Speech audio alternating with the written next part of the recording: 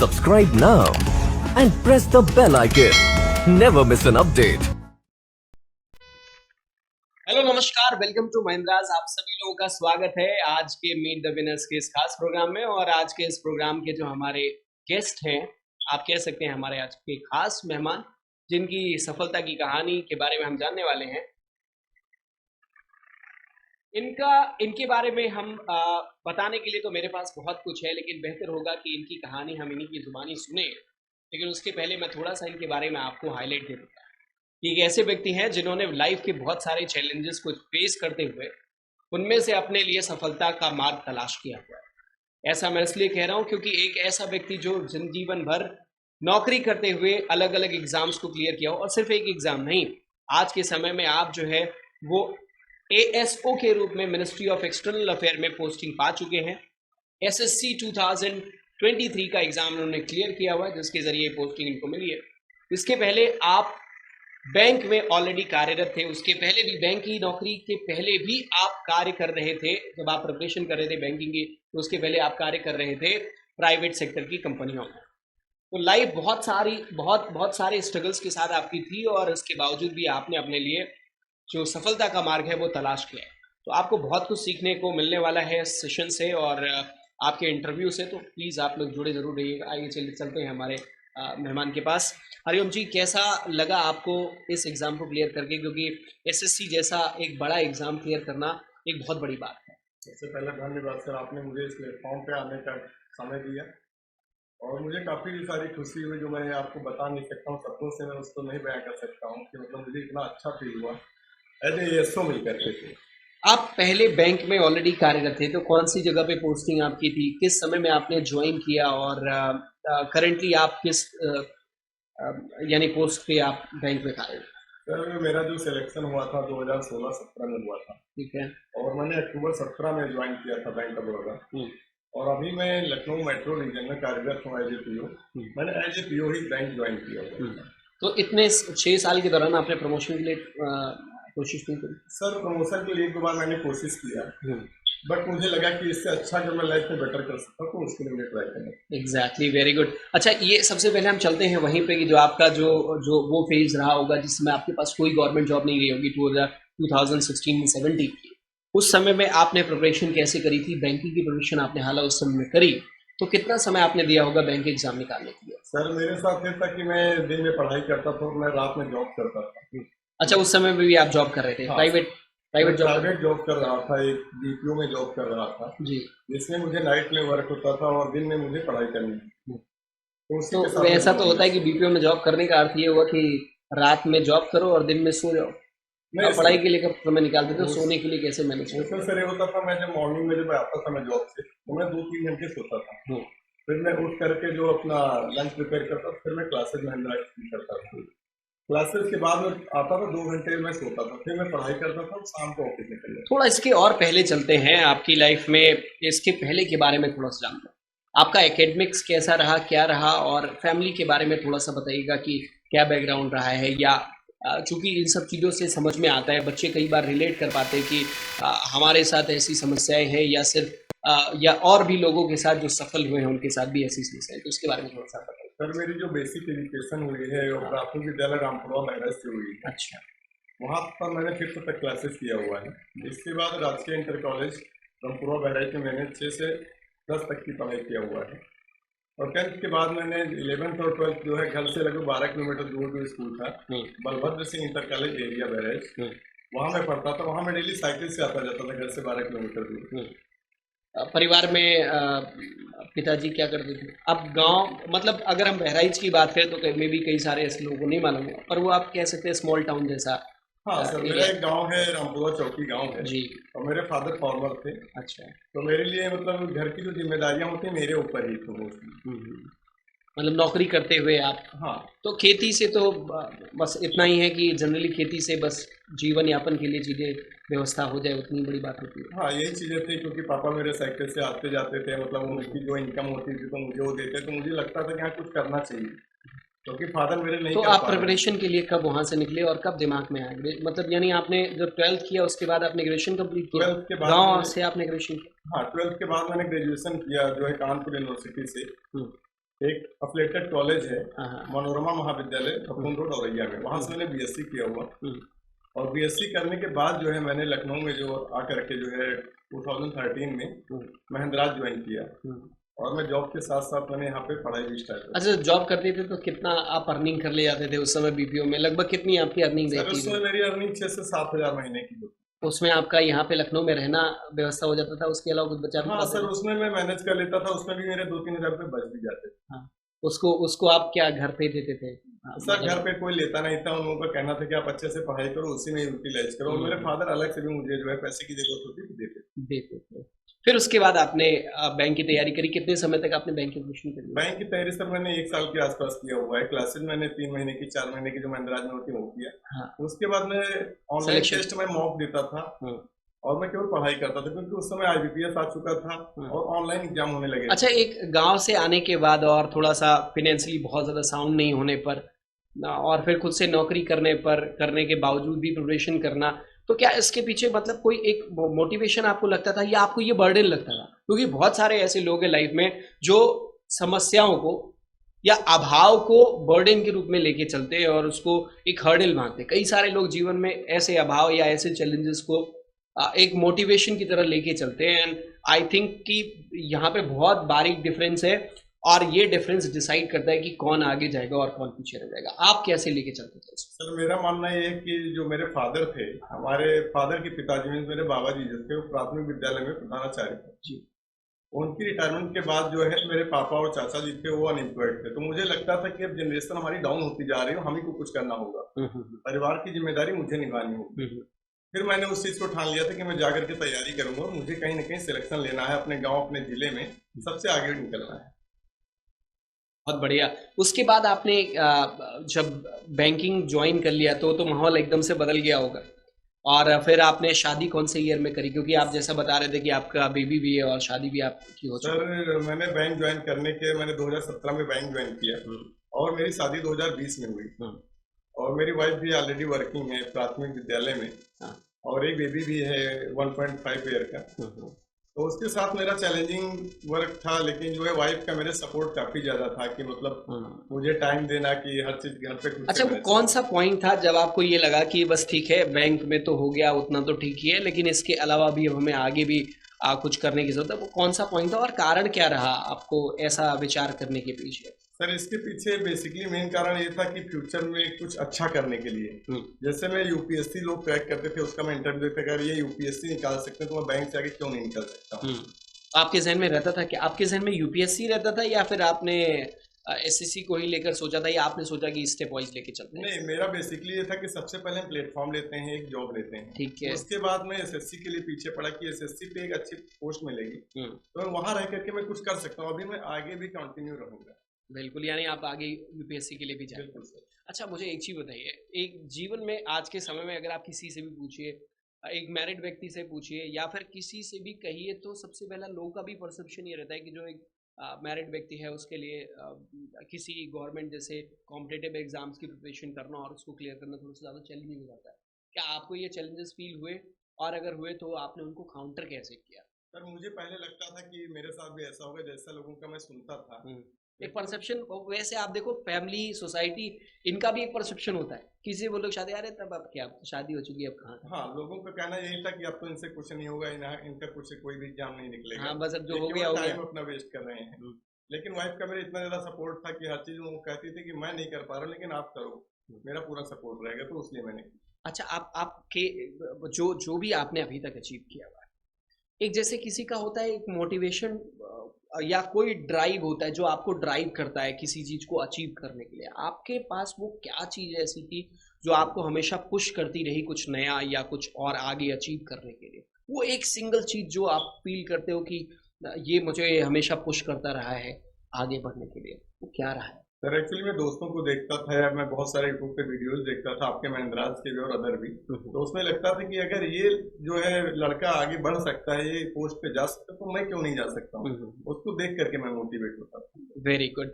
चलिए, अब आगे भी हम आपसे बात करेंगे। अब हम, ये तो हो गई आपकी जो पीछे की लाइफ रही इस एग्जाम को लेकर, हम पर्टिकुलरली इस एग्जाम और जो पोस्ट आपको मिली है उसके बारे में बात करेंगे। आपकी क्या ये ड्रीम पोस्ट थी हाँ सर, बिल्कुल मेरी ड्रीम पोस्ट थी, बल्कि मुझे तो नहीं लगता था कि मुझे ये एमबीए आपकी मिलेगा। पहली प्राथमिकता थी जो हाँ, आपने प्रायोरिटी फिल ये करी मैंने थी उसमें? फर्स्ट प्रेफरेंस डाली थी, वही मुझे मिली। अच्छा, एसएससी का इसके पहले भी आपने कोई एग्जाम दिया हुआ था? हाँ सर, एसएससी सीजीएल 2022 का मैंने दिया हुआ था। अच्छा, 22 में क्या स्टेटस रहा था? सर 22 में भी मेरा क्लियर हुआ था एसएससी सीजीएल, और मुझे पीएएस से मिला हुआ था 2400 ग्रेड।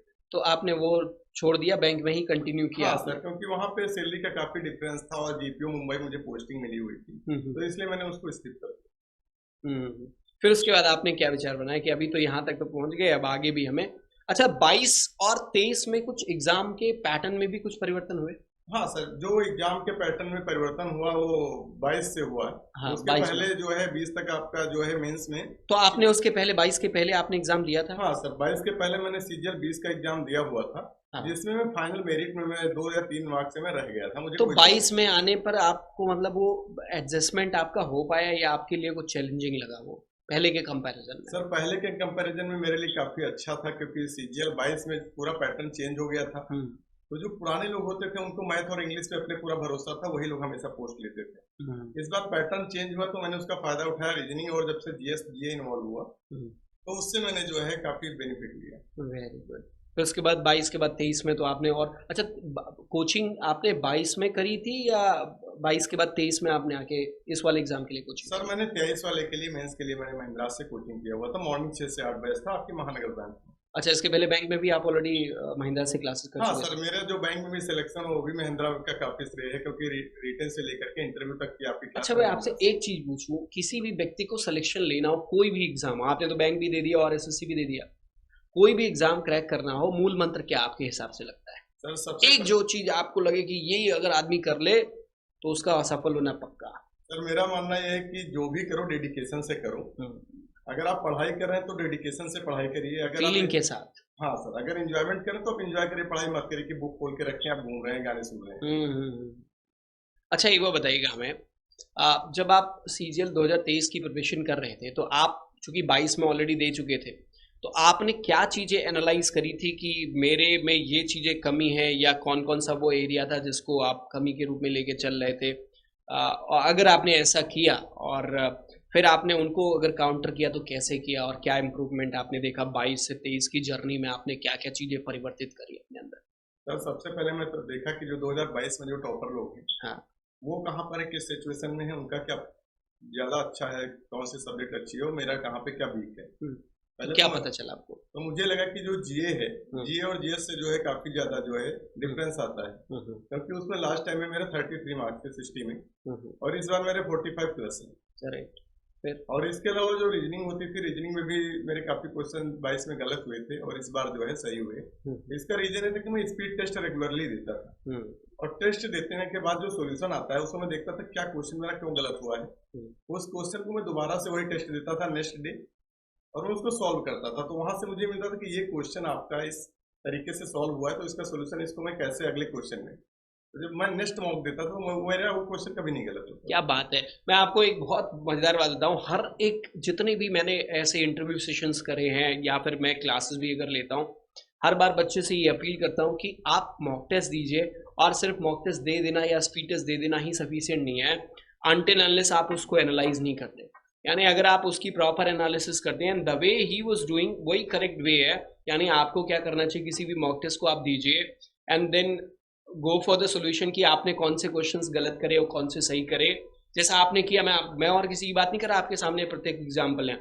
जो क्वेश्चंस आपके गलत हुए हैं वो वापस देखिए उनके लिए कि क्यों गलत हुए, रीअटेम्प्ट करिए। जैसा आपने बोला कि मैं वापस उसको अटेम्प्ट करता था, रीअटेम्प्ट दीजिए।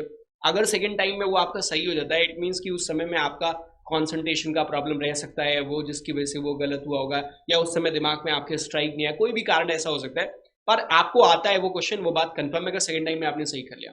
अगर वापस आपसे गलत होता है तो आपको ये चेक करने की ज़रूरत है कि इसका मतलब ये कहीं बेसिक रूट लेवल पे कहीं कुछ प्रॉब्लम है, और फिर आपको अपने आप को रिडायरेक्ट करना पड़ेगा बेसिक्स की तरफ, जहाँ पे आप उसके बेसिक्स को समझें, उसके लिए शॉर्ट ट्रिक बन सकती है, वो सारी चीज़ों को देखें और फिर उसमें इंप्रूवमेंट करें। और फिर जब नेक्स्ट टाइम आप उस पेपर को देते वैसे क्वेश्चन आपके सामने आते तो फिर वो आपके सामने वो गलत फिर नहीं वो होगी। मेरे क्वेश्चन कभी नहीं गलत। तो ये ऐसे में तो आप हर दिन जो है कुछ ना कुछ इम्प्रूव करते हुए टेस्ट बाय टेस्ट आप इम्प्रूव करते। हाँ, मैं टेस्ट बाय टेस्ट करता था। जो क्वेश्चन मुझसे नहीं भी होते थे हाँ। वो मैं आपके महिंद्रा में पीएसएस में आकर के फैकल्टी से मैं डिस्कस भी करता था, तो उससे मुझे और बेनिफिट मिलता था। यानी अगर आपको इम्प्रूवमेंट, अगर आप इम्प्रूवमेंट नहीं करेंगे, और इम्प्रूवमेंट तभी हो सकता है जब अपनी कमियों को, हाँ, कमियों को दूर कर, कमियां जब स्पॉट करेंगे आप, तब तो आप उस पे काम करने के लिए विचार करते हैं।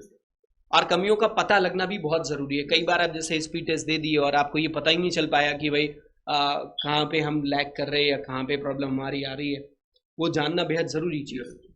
चलिए, आप पढ़ाई का आपका पैटर्न क्या रहता था? चूंकि आप ऑलरेडी वर्किंग थे, तो वर्किंग रहने के तो दिन तो पूरा आपका ऑलरेडी ऑफिस में एंगेज रहता रहा होगा, तो कैसे पढ़ाई को मैनेज करते थे? मेरा सर पढ़ाई का जो था शेड्यूल ये था कि मैं मॉर्निंग 5 बजे से मेरी स्टडी स्टार्ट होती थी। 5 से 6 में मॉर्निंग में सबसे पहले मैं करंट अफेयर और न्यूज पढ़ता था। 5 बजे से आपकी स्टडी स्टार्ट हो जाती थी? हाँ। उसके पहले दैनिक कार्य करने के लिए आप ऑलरेडी मार्जिन रखते थे? 4 बजे मैं उठ जाता था। फिर 5 से 6 के बीच में मेरी जो है करंट अफेयर और जीएस की मैं क्लास पढ़ता था ऑनलाइन और या ऑफलाइन में न्यूज देखता था। और 6 से 8 के बीच में मेरी आपकी क्लासेज होती थी महिंद्राज में। और 8 से 9 में महिंद्राज के पास में एक टाइपिंग इंस्टीट्यूट में टाइपिंग भी करता था कि मुझे क्लियर था कि मुझे मेंस निकालना ही निकालना है। मतलब आप पहले से प्रिपरेशन, सारी प्रिपरेशन कर ही रहे थे? Yes sir. हाँ, फिर उसके बाद ऑफिस चले जाते थे वहीं से? उसके बाद में 9 बजे से मैं अपना लंच लेकर के घर से मैं ऑफिस निकल जाता था। इतना हेक्टिक कैसे मैनेज करते? कितना समय दिया आपने ये सब करते? सर ऐसा मैंने 6 महीने के आसपास समय दिया। नहीं, 6 महीने में कभी आपको ऐसी उलझन नहीं हुई कि यार कर रहे पता नहीं होगा, ये डाउट कभी? नहीं सर, डाउट नहीं था। ये तो मुझे, मैंने सोच रखा था कि मुझे लेना कैसे भी 4600 ग्रेड पे, मुझे कोई भी 4600 ग्रेड पे की पोस्ट चाहिए। लेकिन मैंने ये नहीं सोचा कि मुझे एमईए मिलेगा। एक बड़ी मजेदार बात ये है कि आपको जब आपको सेल्फ डाउट होने लगे तो वो बड़ी खतरनाक चीज है सर। और सेल्फ डाउट भी कभी आता है जब आप अपनी प्रोफेशन में कहीं कुछ ना कुछ कमियां छोड़ रहे होते हैं। आपको अंदाजा हमेशा होता है। हाँ सर, होता है ना? बिल्कुल सर। और आपकी प्रोफेशन अच्छी चल रही है तो वो भी फीलिंग आती है। हाँ, वो मतलब आपको पता लग रहा होता है कि हाँ यार अच्छा चल रहा है, मस्त, मतलब बढ़िया जा रहा है। उसमें डेली इंप्रूवमेंट अगर हो रहा है तो मुझे लगता है कि हाँ मैं अच्छा जा रहा है। वो इम्प्रूवमेंट आता है और वो इम्प्रूवमेंट भी कहीं ना कहीं पुश करता है ना आदमी को कि चलो और अच्छा करते हैं, ये अभी इतना हो गया, इतना अच्छा जा रहा है और थोड़ा सा और पुश करते, थोड़ा और अच्छा करते हैं। खैर, आपको सबसे ज्यादा चैलेंज किस सब्जेक्ट में लगता था? यानी कोई एक ऐसा सब्जेक्ट जिसमें आपको लगता रहा होगी, क्योंकि आप तो बायो से रहे, तो मैं थोड़ा सा, मुझे ऐसा लग रहा है कि मे भी हो सकता है कि मैथ्स कभी चैलेंज कराओ। सर मैथ तो चैलेंजिंग था ही। मैथ में मुझे एडवांस मैथ बिल्कुल नहीं आती थी। मैं अर्थमेटिक के भरोसे मैंने बैंक में निकाला, क्योंकि बैंक में केवल अर्थमेटिक आती है। हाँ ठीक है। लेकिन मैं उसको रेगुलर में पढ़ रहा था, रेगुलर में प्रैक्टिस कर रहा था। मेरा हिंदी मीडियम था तो मुझे इंग्लिश में भी काफी इश्यूज थे। अच्छा। लेकिन मैं उसको पढ़ता रहा कंटिन्यू कि हाँ कुछ ना कुछ ऐसा होगा। मेरी फ्रेंड सर्किल भी थी, काफी अच्छी थी, सब लोग सिलेक्टेड, सब लोग प्रिपरेशन वाले, मतलब मुझे अब मोटिवेशन मिलता। अच्छा, ये तो ये अगर मैं सारे सब्जेक्ट की बात करूं इस एग्जाम को लेकर, एसएससी को लेकर, तो कौन से वो सब्जेक्ट थे जिसमें आपको लगता था कि यार ये सब्जेक्ट है जो तकलीफ दे रहा है और इसको इम्प्रूव करना है? तो मैं 22 की भी बात करूंगा। 22 से आके 23 में आपने क्या उसमें चेंजेस किए, उसके स्कोर की तरफ अगर आप हमें कुछ बता पाएंगे और पिक्चर ज्यादा क्लियर हो जाएगी। सर 22 में और 23 में दोनों में डिफरेंस ये था कि सबसे पहले जीए और जीएस और मैथमेटिक्स, ठीक है, इन दोनों से जो है मेरे जो 22 में हुआ था सीजीएल, उसमें मेरे मार्क्स काफी कम थे। और सीजीएल में मैंने 23 में मैंने उसी पे फोकस किया कि मतलब उसको इंक्रीज करें तो उसका बेनिफिट मुझे मिले। यार रीजनिंग आपका ऑलरेडी सही जा रहा था? रीजनिंग सही जा रहा था, लेकिन उसको सही जान के मैं इग्नोर नहीं कर रहा था। उसमें मैं प्रैक्टिस कर रहा था, उसको भी टाइम दे रहा था जो उसकी रिक्वायरमेंट। इंग्लिश का क्या सीन था? इंग्लिश का सीन ये था कि हमेशा 130 प्लस आता ही आता था, मतलब 120, 130 प्लस 135 में। इंग्लिश ये आपने बैंकिंग के दौरान भी इंग्लिश करी होगी, तो थोड़ा सा तो आपको वहाँ से भी जो है वो कॉन्फिडेंस आया होगा। बैंक के साइड भी, बैंक के टाइम भी मैंने किया, लेकिन एसएससी की जो इंग्लिश होती है वो मतलब अगर आप 2-3 बार पढ़ लेंगे तो वो काफी इजी होती है। बैंक की काफी टफ होती है। वो बैंक वाली तो रीडिंग बेस्ड होती है जनरली, और एसएससी वाली आपकी हमारे ग्रामेटिकल और वो कैब और इन सब चीज़ों से ज़्यादा जो चीज़ें बिल्कुल फिक्स टाइप की चीज़ें उन पर रिलेटेड होती है। खैर, आपने बढ़िया तरीके से उसको हैंडल किया इंग्लिश को। फिर उसमें जो मैथ्स में इम्प्रूवमेंट करा वो आपने कैसे करा, क्योंकि एडवांस आपके लिए थोड़ा टफ रहा होगा? एडवांस के लिए सर मैंने बेसिकली मैं हिंदी मीडियम की बुक खरीदता था कि मैं कोई भी बुक देख लेता कि ये बुक में बहुत इजी लिखा हुआ पैराग्राफ में देखता था। जो बुक मुझे समझ में आती थी मैं बुक का कलेक्शन में काफी करता था कि मतलब ये नहीं कि मैं एक ले लिया उसी में पढ़ूंगा। मैं कई बुक लिया, मैं फैकल्टी से कई मिला, मैं ऑनलाइन यूट्यूब पे वीडियोस देखता था कि ये कॉन्सेप्ट मेरा क्यों नहीं क्लियर हो रहा है। उसमें टाइम लगा लेकिन उसको क्लियर किया। अच्छा, मुझे एक चीज बताइए, कॉन्सेप्ट क्लियर करने के लिए एक बच्चे को कितना समय चाहिए? सर वो अपना जनरली किसी भी एग्जाम, मान लीजिए आज के समय में मैं एसएससी एग्जाम की प्रिपरेशन करना चाह रहा हूँ, मुझे कितना समय देना चाहिए, कॉन्सेप्ट क्लियर करने के लिए कितना समय चाहिए, और उसके बाद हमें क्या करना चाहिए आपके हिसाब से? सर अगर मेरे हिसाब से कोई 6 महीने मेहनत अच्छे से कर लेता है, हाँ, तो उसका एसएससी सीजीएल आराम से क्रैक हो जाएगा, उसमें कोई बड़ी बात नहीं। अगर वो सही तरीके से सही तरीके से अगर पढ़ाई करता है, जिसमें आप मतलब ऑनेस्टली ईमानदारी रहे बराबर। क्योंकि मेरे साथ था, मैं वर्किंग था, मैंने उसके अलावा 6 महीने में क्लियर किया हुआ है। लोग मुझे कह सकते हैं कि मैं बैंक में था, मैंने पढ़ाई की होगी, लेकिन अगर जो डायमेंशन तो देखो, आप पढ़ाई का डायमेंशन दोनों, एसएससी बैंक और एसएससी दोनों एग्जाम का जो डायमेंशन है ना, वो बिल्कुल अलग है। यस सर, आप ऐसा नहीं कह सकते। हाँ, थोड़ा ये कॉम्पिटिटिव जो फीलिंग है, उसको क्रैक करने की जो फीलिंग है, जो कॉन्फिडेंस है, वो आप चूंकि बैंक क्लियर कर चुके थे, तो वही जो फीलिंग आपको, जो कॉन्फिडेंस है, वो मे बी वो आपको पुश करने में हेल्प कर गया हो। और आपको करना तो सब कुछ बेसिक से पड़ेगा, क्योंकि वहाँ पे मुझे बेसिकली ये था कि बैंक किए हुए मेरा लॉन्ग टाइम हो गया था, तो मेरे लिए पूरा फिर से स्टार्ट करना था। जीएस का क्या सीन था? जीएस का सीन ये था सर, मेरा जीएस में ऑनलाइन मैगजीन पढ़ता था और मैं एनसीईआरटी पढ़ता था। महिंद्रा की जो आपकी बुक है जीएस की मिलती थी, वो ज्यादा बेस्ट थी क्योंकि शॉर्ट में बुक होती थी, तो कॉन्सेप्ट क्लियर हो जाते थे। स्टार्ट मैंने ल्यूसेंट से किया हुआ था, बाकी आपका एंडिंग मैंने आपके करंट अफेयर भी मैंने आयुष सर का जो क्लास आता है यूट्यूब पे, उसको मैं देखता हूँ, काफी बेनिफिशियल रहता है, क्योंकि मैं बहुत सारे यूट्यूब पे देखता था चैनल, लेकिन जो आयुष सर का करंट अफेयर का कंटेंट था, वो मतलब एग्जाम के पॉइंट ऑफ व्यू से काफी इंपॉर्टेंट, ज्यादा इंपॉर्टेंट, टू द पॉइंट। हाँ सर, चलिए बहुत बढ़िया। उम्मीद कर रहा हूँ कि आपने जो हरिओम जी से कुछ ना कुछ जरूर सीखा होगा।